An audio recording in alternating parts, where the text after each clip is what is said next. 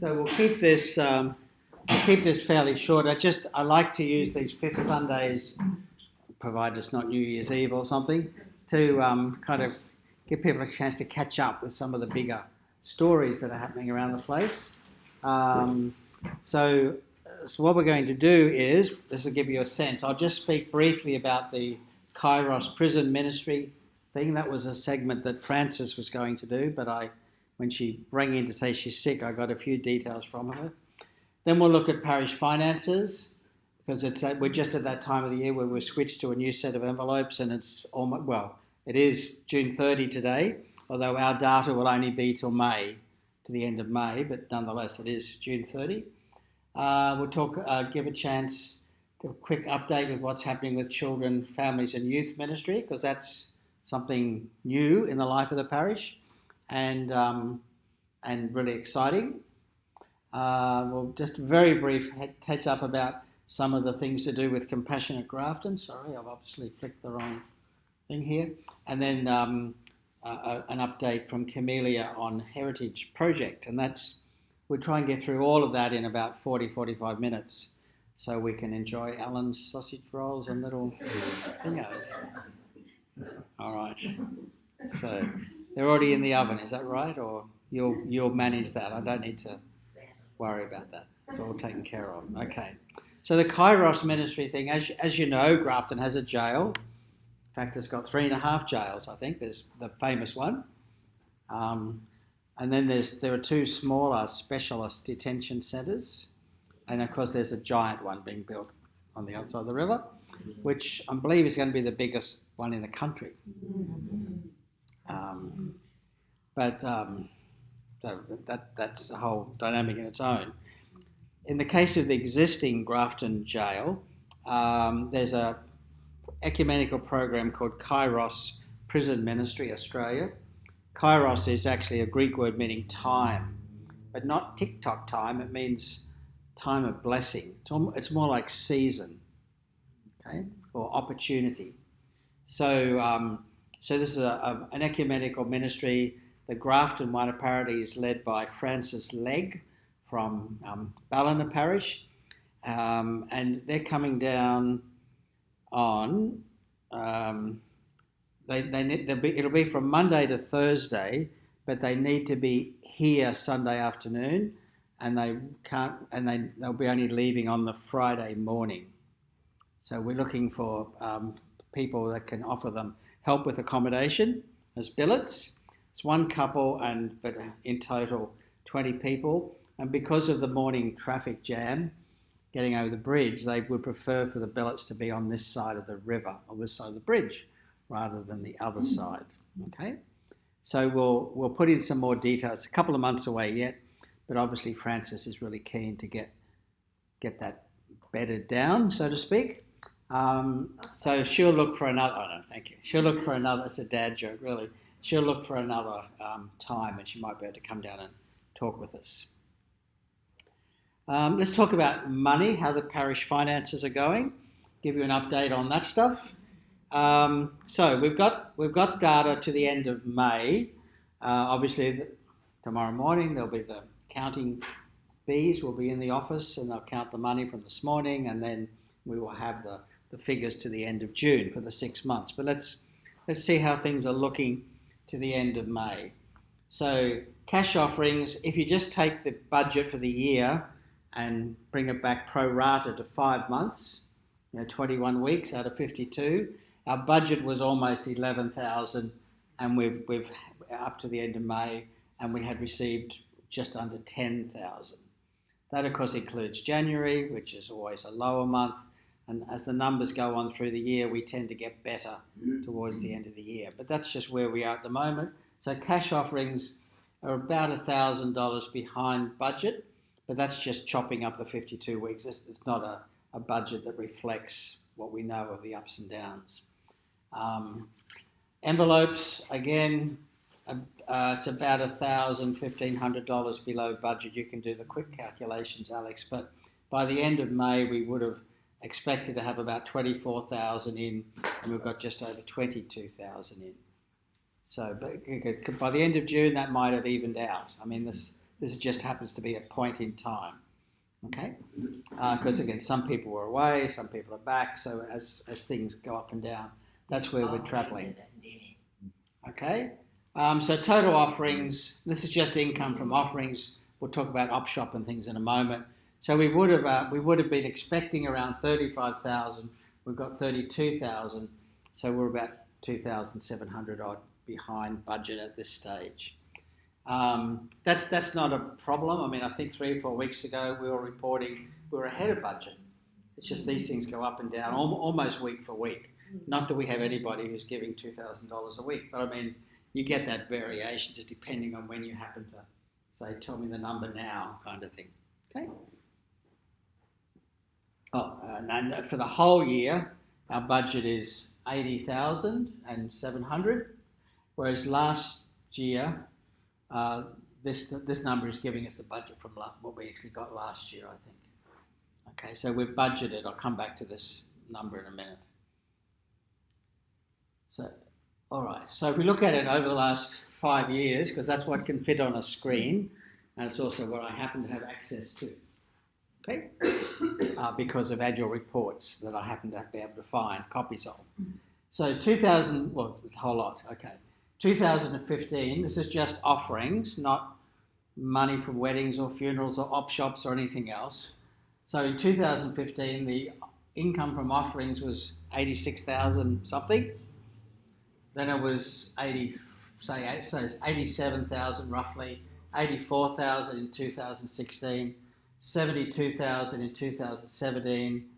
Last year it built up to about 78,000, and this year Roger bravely set the budget, and we all agreed at the annual meeting with his recommendation to set the budget at basically 81,000, which is how we get the $32,000 for the first 5 months. Okay, so that's kind of the top level, big picture level. Okay. And of course, that's just saying, so we're, as we know, 2,700 behind. Even if we fulfill our budget this year, we're still $6,000 or $7,000 worse off than we were 5 years ago on the income side. But of course, our costs have not gone up in those 5 years, right? Everything has stayed the same or gone down. So you can see what's happening. The parish has had a historical decline. We've had a bit of recovery the last year or so, and we're hoping that'll continue. But you can see the crunch. And I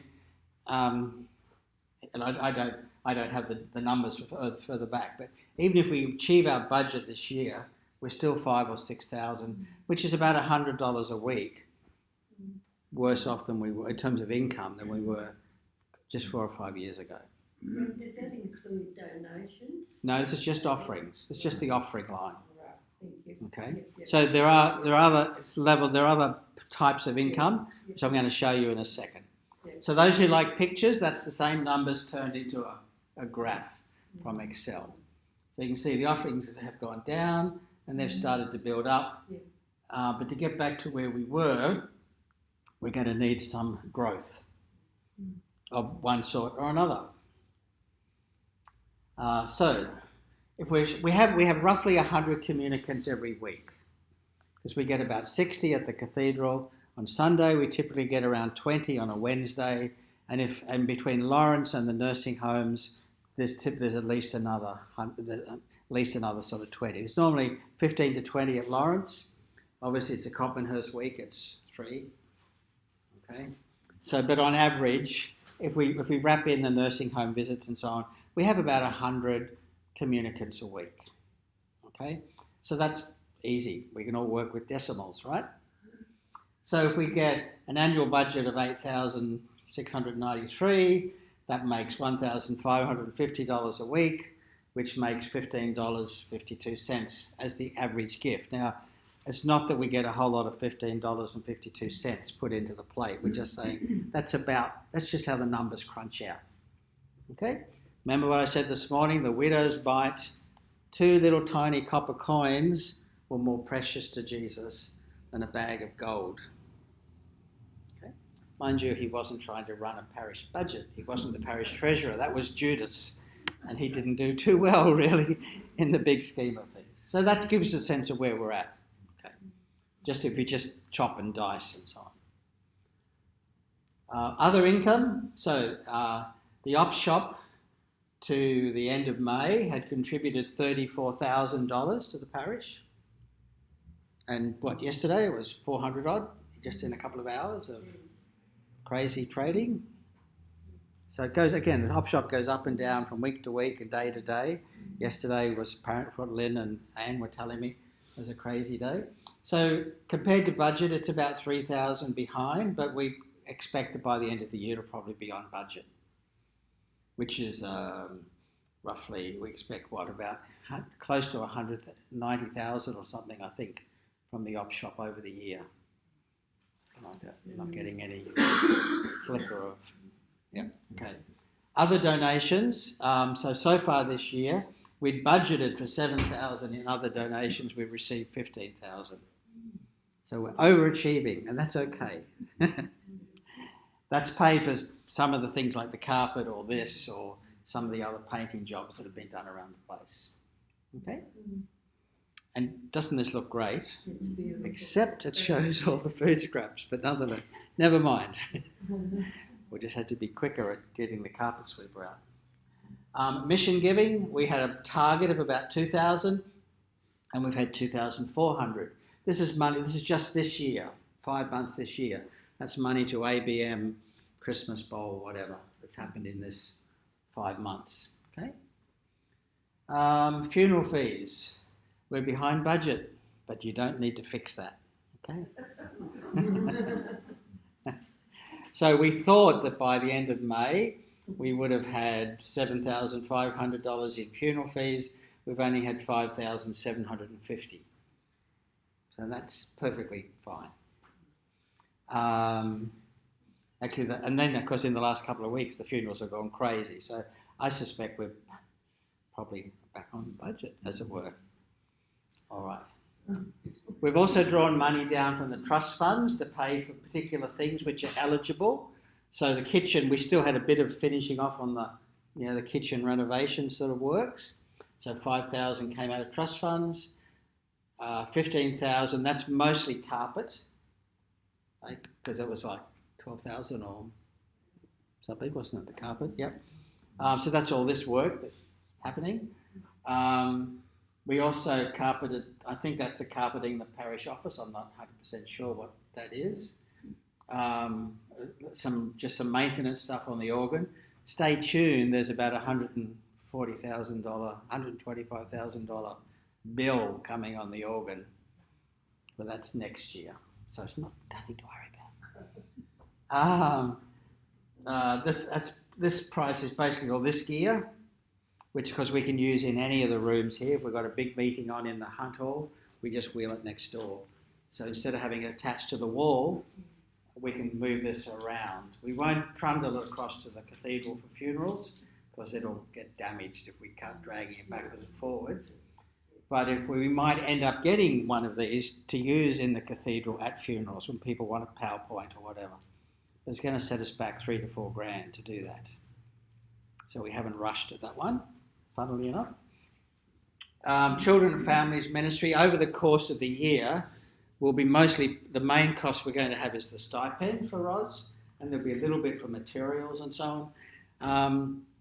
So that really just represents May and June stipends, I think. Okay.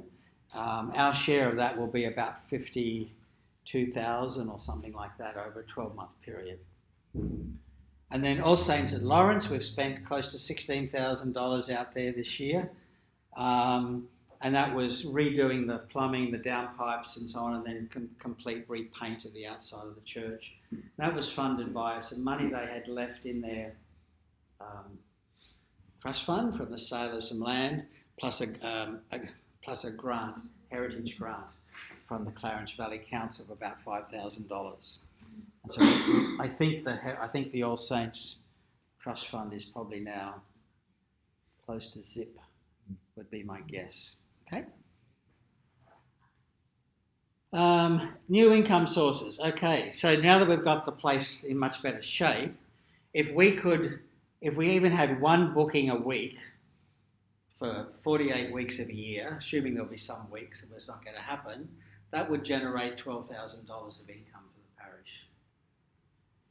Okay, so that's not going to. It's going to take us a few years to catch up with all the money we've spent on the place, but actually in the meantime we're enjoying much better facilities, so that's fine. But that's not to be sneezed at. No.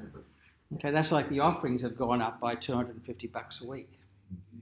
Okay, just by renting out, leasing out the place.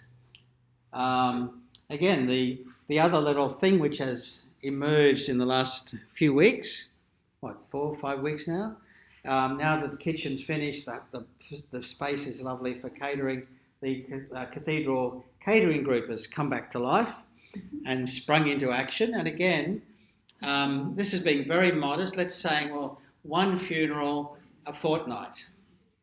Now we're doing, as in one funeral a fortnight that wants catering at the cathedral instead of going to the Grafton Services Club or whatever. Well, thank you. So even if we only had one funeral a fortnight that asked for the cathedral catering to be going, that would generate another $6,000. So there's $18,000 of money being generated from renting out the whole spaces and by doing the sort of cathedral catering group. And even I think last Friday night we made about $1,000 profit, didn't we, from the caterer a week ago. So yeah, that's probably, again, that's possibly a little bit conservative, which is great. All right. There are many ways to skin a cat, and my cat doesn't like me saying that, but there are different ways of finding the money we need. Of course, we continue to apply for grants for specific projects, and as you know, and we mentioned, sure, we've got an $85,000 grant towards the next bit of the roof.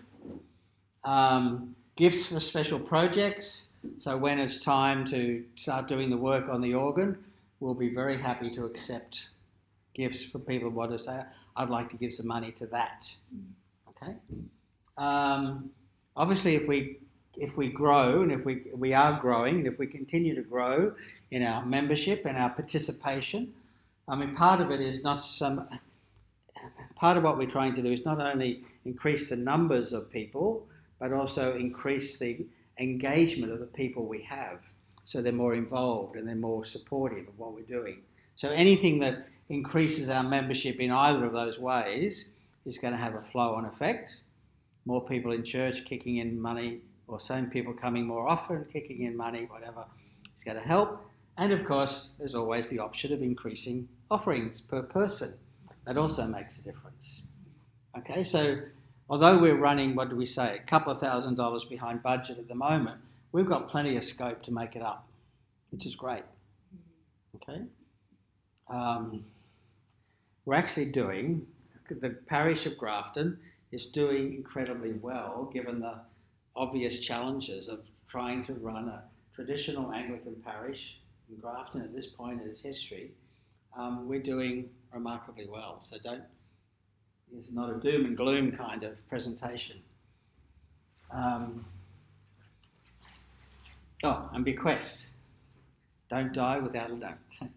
Of course, as we know, most of our trust funds are there because people have been very generous and have left us money in their will.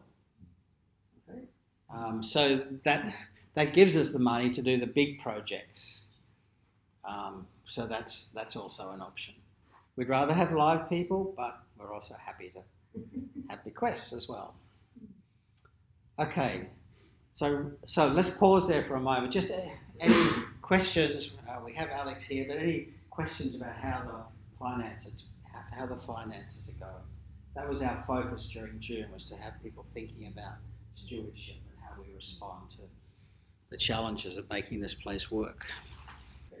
Yeah, and it is. I'm recording it as I give it. Yes. So what you're seeing up there will be on the website later today.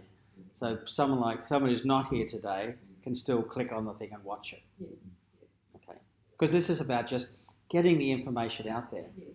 Like this is, well, it's our parish, but frankly it's your parish. Yeah. I'm just the temp who's here for a few years, and I have a contribution to make, But this is our project, and we want this.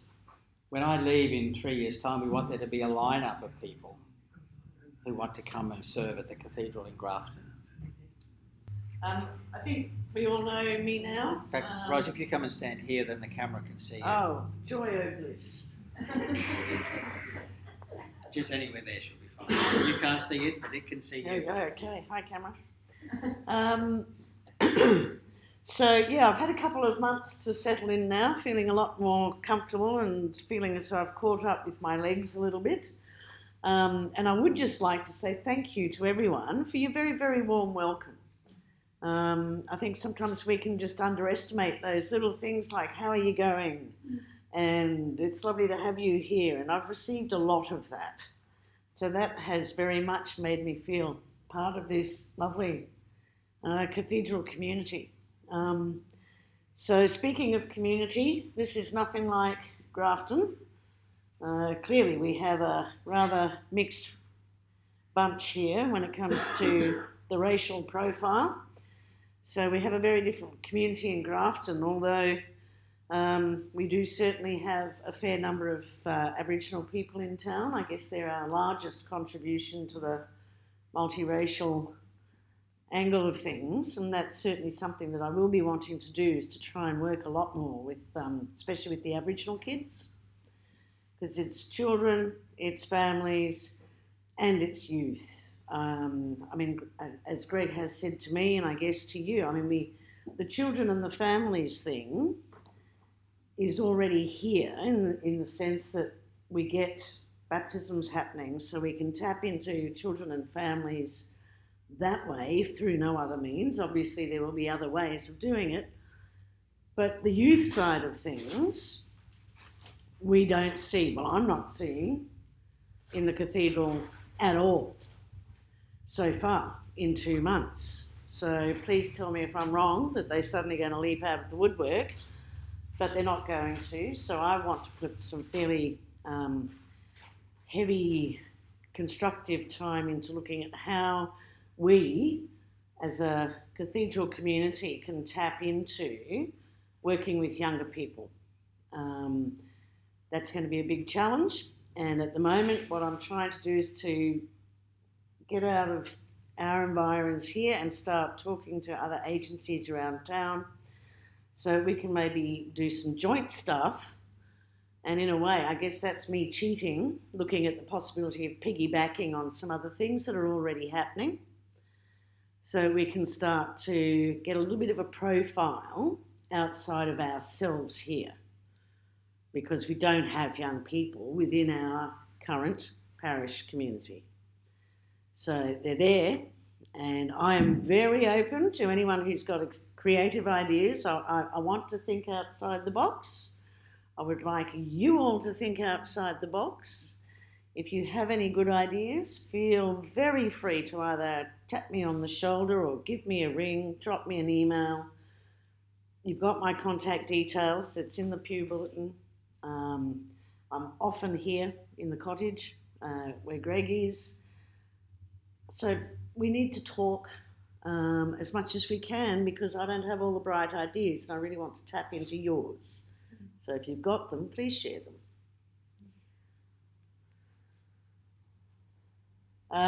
This has just started up, a bit of a joint project. I think Greg just gave a quick mention of it this morning. So it's out there. If your hands up if you're on Facebook. Okay, not even half of us. But if you are on Facebook, this is, I put up a post, Greg's put up a post. Is there a link on the website, cathedral website? Yes. So you can get to it, and that's going to be a resource for families, mostly. But yeah, brand spanking new as of 2 days ago. So we're hoping to get some resources out there to families and families with young children. That's a joint project with Yes. Ballina and Lismore and Grafton. We figured we'd start out by working with 3 parishes where the clergy like each other and get on. It's a good start. And then slowly broaden it out so that it can involve more people from the diocese, but get it up and started and running. and not my bright idea at all, so I can take no credit for it whatsoever. This is Greg and some other people, but obviously I'm going to be a part of this. And a new, brand spanking new kids space. I think this picture's going up on the website now. And I guess some of us might be going, futile attempt, Ros. We have no little children, and that's okay. For a start, if nothing else, this just says to people who come into the cathedral that, you know what, we're ready for little people if they do come, and that they are in our thinking. And because I'm here most days of the week, I have been staggered at how many people have come in. Yes, Camelia? I did a baptism a couple of weekends ago on a Saturday, and there was a whole tribe of little kids, and they went straight into that space. They absolutely loved it, and in no time they were sitting down at the chairs, they were drawing away. It absolutely attracted them. Great. I mean, I tried to make it look friendly, and we actually, that little table, we now have 4 of those, the other 3 in the baptistry, for if we ever do get sort of more young ones that we need the space for. But this is also like if you have grandkiddies, you know, bring them to church occasionally, there's a spot for them to be. And that's why you'll see me now on Sundays sitting up the back here. And I realised this morning I need a cushion because the pews are cold, unlike the chairs that you all were on. And my little bony bottom, a bit chilly. But I will be up there so that way also if any other people come in who maybe don't know the cathedral, if they've got young ones with them, I can straight away say, do you want to leave your little ones with me? We can do stuff here while the parents just relax and get on with enjoying the service. So, yeah, bring your grandkiddies. And that's probably all I'm going to say. That's more than enough. Sure. The next slide is CBAS. Yep, leave that one. Unless you want to say something about your role with CBAS? Oh, yes, okay. At the school, obviously, we've got the Little East campus across the road here and the bigger kids over at Clorenza. Half my time is acting as school chaplain. So I take regular chapel services weekly across here, once a fortnight up at Clorenza, plus I'm also doing the Christian studies classes at Clorenza. So that's going to be a really great, I mean, it's been quite challenging, obviously, young ones. They do like to test new teachers, and I have been tested. But we're getting over that hump, which is really good. And so now I'm getting yelled at across the grounds, hey, Chappie, Ros! And we talk about shooting, and that impresses some of them, and fishing, and that impresses some of them, and football, and, you know. So yeah, we're well and truly starting to get there with the kids. So hopefully that will have some spin-off effects as far as the parish goes. Thank you very much. All right. Any questions or comments for Ross? Hamilton, who seems already part of the group as well. Some kids. That's right. Ah, yes. I did choose that photo deliberately. Now, lovely little red hair. All right, so as Ross said, she's been here since the 1st of May in this role, so this is very early days, but this is part of a more proactive engagement between the cathedral and the school. The other thing in terms of the school is that Catherine Lenfer has now been added to the school council as well. So as well as me being there, Catherine is now a member of the school council, which is sitting up around 9 members at the moment, so we've got quite a good chunk of people serving in that way. All right, let's move on to this is focusing more on the compassionate Grafton side of things. At the beginning of the month, we did a session on the data about Grafton, and the previous month, Estelle Graham was here and talked about Anglicare and also talked about affordability of housing and homelessness and so on. So I just wanted a quick update, a chance for you to ask questions about things to do with the more, if you like, our compassionate presence in the wider community. So the first thing, this is taking us way back to March, to the prayer vigil on the Monday night after the Christ Church shooting. So it seems like a lifetime ago, and in some ways it's good that seems a long way behind us.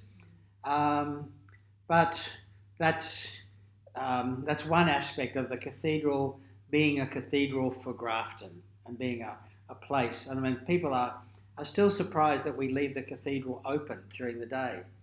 But it's actually, as we all know, people around town, even if they don't come to church on Sunday, a lot of people come through the cathedral during the week. And it is a place that they appreciate and that they look after. So it has, generally speaking, we don't have any trouble with vandalism or theft or things like that. And there is something about the symbolism of the open doors and the risk that involves. Okay, unless we take risk, unless we are open to the community, we're just going to be isolated and separated from them. One of the flow-ons from the events back in March was that a few community groups, including the Chamber of Commerce and a few other groups, have been looking at ways to really promote social harmony and inclusion across Grafton and indeed the whole sort of valley. This was one of the things at the beginning of this month. They put out this statement which a number of people signed. So Chris Galaptas signed it, Bishop Murray signed it, I've signed it, as of Kevin Hogan and various other people. And the idea was simply to get people standing up and saying, we are an open and inclusive, a tolerant and a beautiful place to live. And just try and build up the positive talk around the Clarets. I haven't heard the outcomes of the council meeting earlier this week, but one of the possibilities that might come out of the report from the General Manager to council was that if the council does decide to have any kind of a memorial for the Christ Church victims, it might take the form of what's called a peace pole, which is simply a piece of wood, either four-sided or six-sided, about so high, and you see some examples there. And there's about 250,000 of these around the world. They actually started in Japan a decade or two after the bombing of Hiroshima, and they always have, in different languages, "May peace prevail on earth." And we may be asked by the council to host a peace pole somewhere in the cathedral gardens. And interestingly, when that came up, the General Manager said, if it's at the cathedral, it won't get vandalised. Interesting. I can't guarantee that for them, but that was the perception, that if it's at the cathedral, people in Grafton will respect it and not vandalise it. So anyway, I haven't heard what happened at council last Tuesday, but I'll follow up with Ashley tomorrow.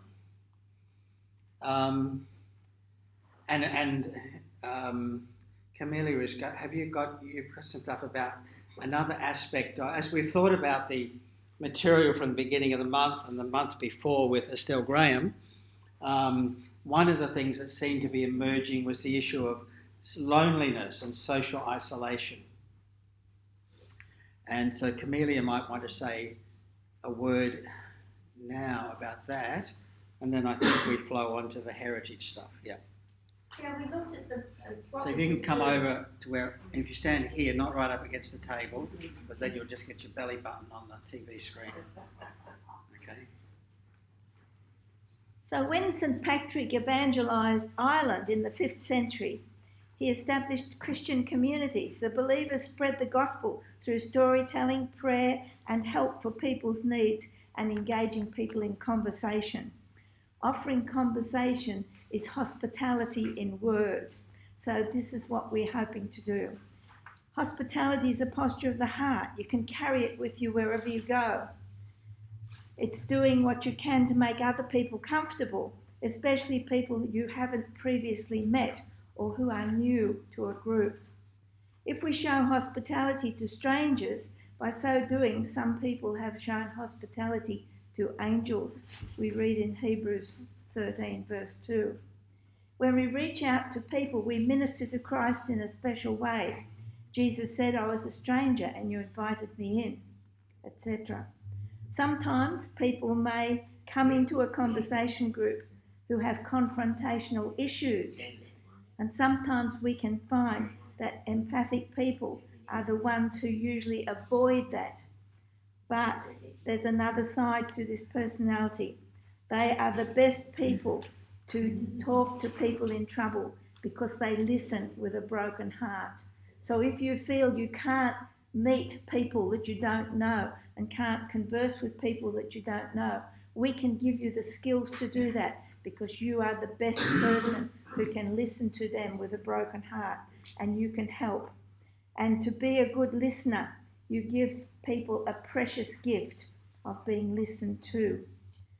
So there's a way of doing this with conversation and food. So we're suggesting to have some sort of food outreach. I know the cathedral did this some years ago with the Sacred Grounds little cafe that they ran. We can do something like that with just simple soup and toast, perhaps one day a week, and just sit and see who comes and be prepared to listen. We don't have to do a lot of talking. The big thing is listening with your heart to what the other person says. So that's about it. We want to gather a few people who are interested in doing this type of ministry, which means cooking a simple pumpkin soup or something similar in the wintertime with toast. Nothing fancy, no big 3-course meals, just something nourishing. And then in the summertime, perhaps a frittata with salad. And I have a beautiful veggie garden and can grow all the salads. So it's over to you. We need another little catering group who are prepared to cook up soup on a shared basis once a week. If we've got 6 or 8 people, it means that you may only cook soup once a month or once every second month. Up to you. So we'll talk about heritage. We've recently completed the replacing of the baptistry roof. We received a grant for this of $95,300, and we used the money on a dollar for dollar basis. We got $45,000 from the government, and we paid the rest out of our parish funds. And you can see how beautiful the roof is now. And that made a big difference to the brickwork inside, and it has now stopped the brickwork from getting damaged by water. We have the similar problem with the chapel. As you can see, the chapel is on the far side of the cathedral. This is a little drone flyover photograph. And to our surprise, we found that half of the roof is made out of galvanised iron. And it's no wonder we've got leaks coming into the cathedral, because there's a big crack where the building joins, where the chapel joins the cathedral wall, and the water is just soaking and soaking and soaking for the last 150 or 60 years and damaging the brickwork inside. So the Chapel of the Epiphany, as I said, showing long-term damage. That's a photograph inside. You can see the white parts on the brick. That means that those bricks are being seriously damaged by water. The water soaks into the bricks, it dries up, the salts that are in the bricks and the mortar leach out, and the little fragments of brick part company with each other, and the bricks begin to corrode. As you can see, there's a flyover, there's galvanised iron, and in past times somebody has had a go at repairing those guttering cracks by putting fiberglass along. It's the white patches you can see there, and of course that didn't work because it just cracked again. So what we will need to do is redesign the box gutters, have higher flashings on the box gutters, do them all in copper and attach them firmly to the walls of the cathedral and the chapel, and prevent the water from sitting there, making sure it's got a really quick way of getting away. Ooh.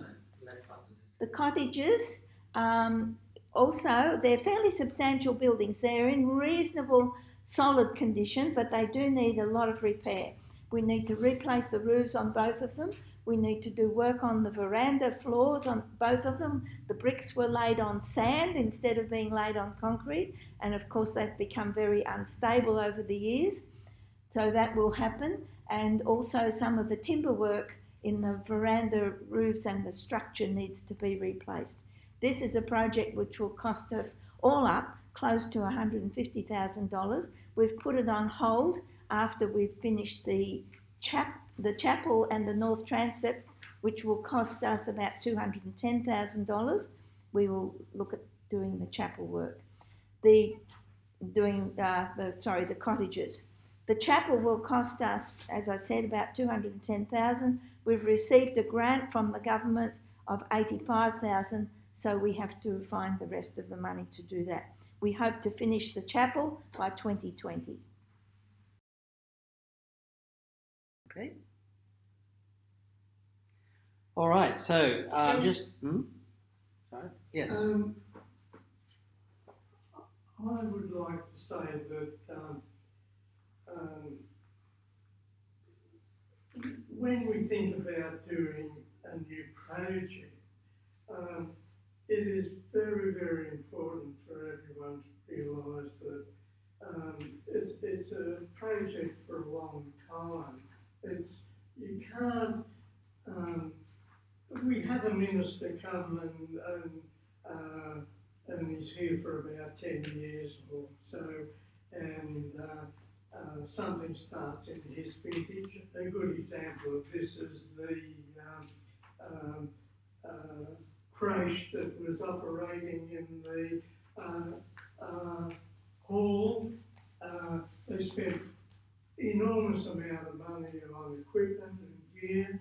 They fenced all the way around the back of the hall, and then when there's a change of minister or venue or something, the thing lapses because it's not done anymore, and all that effort and cost is wasted. It's like youth work in the cathedral. I was involved with youth work for 20 years in the cathedral, and when the vintage of I left the affair, it waned for 2 ministers' periods, which was approximately 20 years. There was no youth work done in the cathedral, and therefore the effort that has to be made now to pull that back into a very small commitment in youth work will require an enormous amount of work. I built the op shop in 95, and hopefully that as the time goes on and the older people get old and disappear, there will be new people coming in to do that work. And same with the bookshop. So if you decide to do something, it's not a 5-minute job, it's a long-term thing. And if Roz works hard with the youth and gets the youth back, well, she'll need a lot of work to instigate that work, and then she may leave, and then there has to be infrastructure there to continue. And same with Greg when he goes. He's a little bit of a bright light in the cathedral at the moment, but whatever is done, there has to be a backup, and the new minister must accept those things that are instigated in that era to continue into the next era. Thanks. Now I want to go to something entirely different. I want to take you to the roof of the world. And if I had this turned on, that would have worked. So, I want you to come with me to Nepal. I don't physically mean come with me to Nepal. I don't think my lungs would cope for a moment climbing up to that altitude. I used to run up Mount Sinai, but I think I'd be hard-pressed to walk up Mount Sinai these days. One of the people that I got to know when I was in Jerusalem for a while was this gentleman here, Prem, and he's an Anglican priest from Nepal. Not the place you'd normally think of there being an Anglican priest. And lovely guy. he's been converted from a background. His family upbringing was of course Buddhist.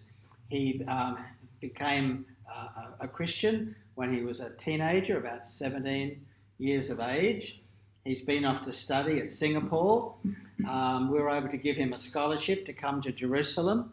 So there he is in the blue. Sorry, it doesn't show up on this. But anyway, that's Prem there in one of the sixth station on the Via Dolorosa in the old city. And he and I have stayed in touch over the years since I've come back to Australia, and he's gone back to Nepal. He was describing how he would walk for 4 days to get to his second church, his equivalent of Cotmanhurst. Okay, he would walk for 4 days through the mountains of Nepal, like over the roof of the world. Okay, when he got there, there'd be 1,200 people waiting for him to say Eucharist, just like me going out to Lawrence or coming to Grafton. You know, they just packed them in. But you can see that, and you go, wow, in Nepal, like, really? So that, and they call their particular parish is called Living Hope Church. But you can see they've found something in their experience of church which is giving them hope and a sense of community and a sense of a purpose and identity. And they have virtually nothing. And of course, this was when he came to St George's College in Jerusalem. It was just a couple of years after the massive earthquake in Nepal. In fact, he'd had to reschedule his time because of the earthquake. So we've sort of stayed in touch. We are Facebook friends, so every now and then I get a message from him. There's his wife next to him and their children. And so one of the things I've said to him is that, well, let's just form a kind of a partnership between little old Grafton Parish and this Anglican church in Nepal. And we're not, and I've said, we're not a rich American church. We're not going to give you bags of money, but we can pray for each other every week. So every week, their church is going to pray for Grafton, for the cathedral. And what I'd like us to do every Sunday in our regular intercessions is to pray for this guy and his church community in Nepal. And as we pray for each other and share stories from time to time, we'll probably find some things we can do to help them out. But it is just about building an intentional friendship with a bunch of Anglicans in Nepal, where I've never been. I have no intention of ever going to Nepal. Thank you very much. That could be famous last words, I guess, but it's not my hope to ever get to Nepal. But I am delighted. I mean, as we go through our life, we meet people. We collect friends and people that we've met, and they've been a blessing to us. And I guess meeting Prem, seeing what a difference it made to him to actually travel around the Holy Land and these places he'd been reading about in the Bible, to go there. And I was just last week, I said, he's always asking, how am I, how's my health, whatever. And I mean, we spent maybe 10 days together as part of a group. It wasn't like it was just he and I. But his comment to me was, you taught me so much. Okay, my ministry has been transformed. Of course I care about you. That's the kind of friendships we form, isn't it? And we do that here in Grafton. You get to know people, you share some experience with them. It may not even be a pleasant experience, but you share some time of grief or whatever with them. You go through some event and you're bonded. Okay? And that's part of what a Christian community is. So starting next Sunday, what I would like to do is in the intercessions each week, we'll just pray for the Living Hope Church in Nepal. And occasionally I'll get a little update, a news item from them over what's happening or whatever. That's all the things that we have organised for the session. Are there any other matters that people just want to raise before we move into the lunch part of the program? Sure. Well, the big thing that seemed to be coming across, given that, I mean, if you look at the overall demographics of Grafton, remember, we're pretty normal demographics in terms of New South Wales and Australia up to the end of high school. So there's no significant variations there. we don't have 3 times as many kids or half as many kids. Pretty normal age distribution. But from 20 to 45, Grafton and the whole Clarence Valley has a significantly lower number of people. Now, so apart from the fact that Anglican churches are doing badly anyway with young parents, in Grafton we're also doing badly because that's the missing demographic. You know, there's about half the number of people in that age group as you would expect to have in a community of 50,000 people. So there are much fewer people in the 20s, 30s, and 40s, and the ones that are not in town are the ones that grew up here and have gone somewhere else for study or work. So that's the group we've lost. Some of them have been replaced by other people coming in to work here, but generally speaking, we've lost a lot of local Grafton talent that have gone somewhere else. But from 50, well, they have done in the past. Are they still doing it? I don't know that, Yeah. but I know they have done in the past. At the moment, 50% of our population is 50 years and older, and that's twice the average for New South Wales. So yes, we are certainly an area where there are many more older people than, whereas it's a reverse for the 20 through to 50. We've got half of what you'd expect to have.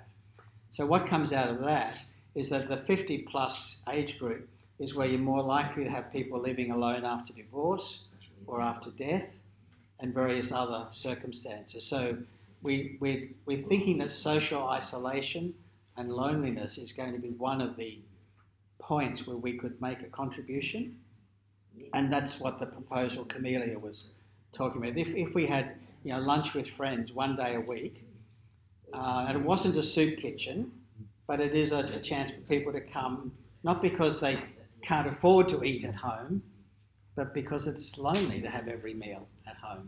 And if we could start proactively building friendship circles, that's one of the ways that we can meet the need of that demographic. It's not the only need, but it's about the only one that has emerged so far. Okay? So it's an ongoing process. I mean, I think, of course we've got challenges, we know that, but we've got challenges partly because our community has challenges. And what we've got is that we've got each other and we've got our faith and we have a passion to make a difference. And so we'll find the ways where we can do that. And so take hope. I think some really good things are happening.